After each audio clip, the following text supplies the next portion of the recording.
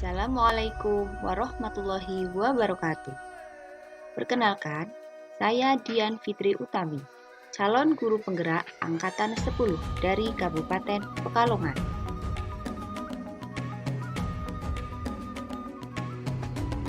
Di sini, saya akan memaparkan demonstrasi kontekstual pada modul 1.3. Untuk merumuskan visi guru penggerak dapat menggunakan inquiry apresiatif. Inquiry apresiatif adalah mengidentifikasi hal baik yang telah ada di sekolah dan mencari cara bagaimana hal tersebut dapat dipertahankan dan memunculkan strategi untuk mewujudkan perubahan ke arah yang lebih baik. Agar dapat menerapkan inquiry apresiatif, maka langkah yang dapat dilakukan adalah dengan metode Bagja. Tahapan Bagja berdasarkan prakarsa perubahan diri adalah B. Buat pertanyaan utama. Berisi pertanyaan-pertanyaan untuk menentukan arah penelusuran. A. Ambil pelajaran. Memandu bagaimana pengalaman positif dari individu, kelompok, atau komunitas lain yang akan dijadikan pembelajaran. G. Gali mimpi. Berupa narasi keadaan ideal jika prakarsa perubahan telah terwujud. C. Jabarkan rencana. Mengidentifikasi tindakan-tindakan yang telah dilakukan. A. Atur eksekusi. Membantu transformasi menjadi nyata. Sebelum menentukan visi, saya akan menentukan atap terlebih dahulu. Atap merupakan akronim dari A adalah aset, T adalah tantangan, A adalah aksi, dan C adalah pembelajaran. Aset adalah kekuatan atau aset atau modal atau potensi sekolah atau murid atau komunitas yang teridentifikasi dapat membantu meningkatkan pembelajaran murid. Tantangan adalah keresahan yang perlu dilampaui demi mewujudkan harapan atau mencapai visi. Aksi adalah kontribusi individu yang dapat dimanfaatkan untuk mewujudkan harapan atau mencapai visi. Pembelajaran adalah pembelajaran bermakna atau adab kebiasaan yang diharapkan tumbuh dan melekat di bawah murid hingga dewasa. Adapun aset di sekolah saya adalah yang pertama, sarana dan prasarana sekolah yang mendukung proses pembelajaran, dilihat dari buku paket, internet, laboratorium, dan lain-lain. Yang kedua, kepala sekolah yang baik dan selalu mendukung dan memberi motivasi terhadap kegiatan positif guru. Yang ketiga, siswa yang sudah biasa melakukan pembiasaan 5S, senyum, sapa, salam, sopan, dan santun. 4. Siswa yang beriman dan bertakwa kepada Tuhan, mandiri, kreatif, gotong royong, bernalar kritis, dan berkebinekaan global. 5. Guru yang peduli pada penumbuhan karakter anak dan menjadi contoh yang baik untuk anak. 6. Lingkungan yang aman dan nyaman.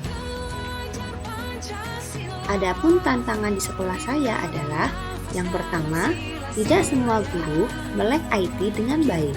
Yang kedua, ada beberapa guru yang masih menggunakan metode mengajar secara konvensional dan tidak berusaha menggunakan media ajar yang menarik dan inovatif untuk siswa. Yang ketiga, banyak siswa yang minat dan motivasi belajarnya masih rendah.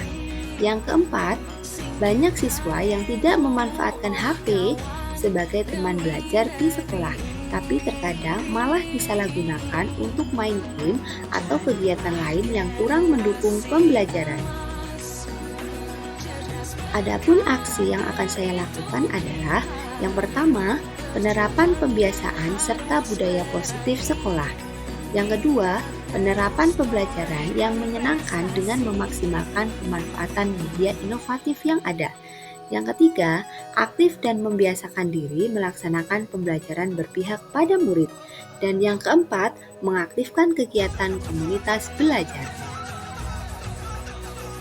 Dan yang terakhir adalah pembelajaran.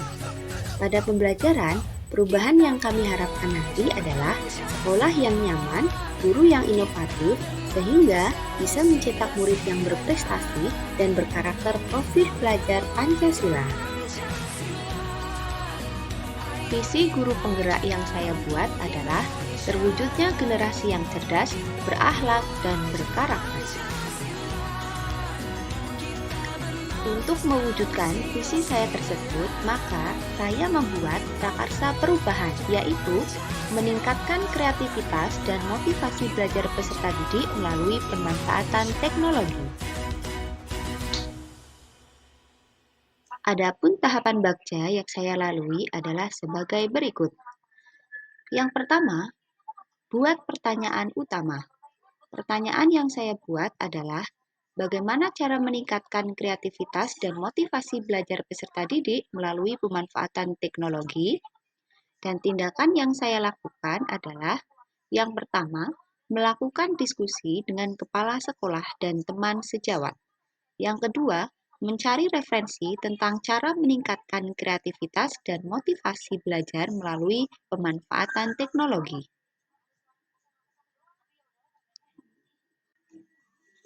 Tahapan yang kedua adalah ambil pelajaran. Pertanyaan yang saya buat adalah, siapakah guru yang ahli di bidang teknologi dan selalu memanfaatkan teknologi di kelas? Yang kedua, bagaimana memilih media atau teknologi pembelajaran yang tepat untuk meningkatkan kreativitas dan motivasi peserta didik?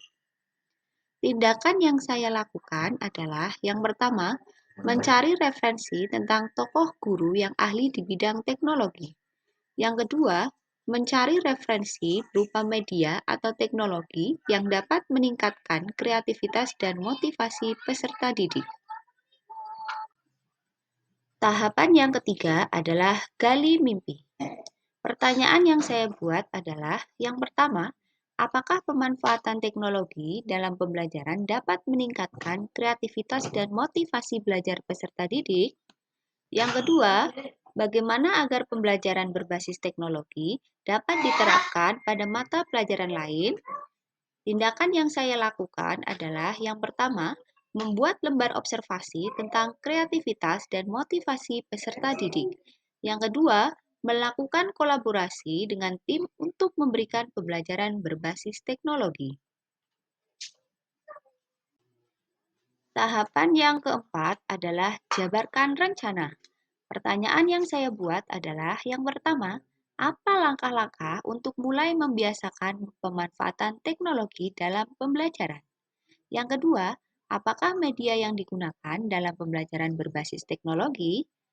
Tindakan yang saya lakukan adalah yang pertama, membuat perangkat pembelajaran dan LKPD yang tepat. Yang kedua, mencari media pembelajaran yang tepat sesuai dengan karakteristik peserta didik. Tahapan yang kelima adalah atur eksekusi. Pertanyaan yang saya buat adalah, siapa yang bertanggung jawab memonitor agar jalannya kegiatan pemanfaatan teknologi dapat berjalan dengan baik? Tindakan yang saya lakukan adalah membuat jadwal kegiatan pembelajaran menggunakan teknologi yang bervariasi setiap minggunya. Demikian pemaparan dari saya. Terima kasih. Assalamualaikum warahmatullahi wabarakatuh.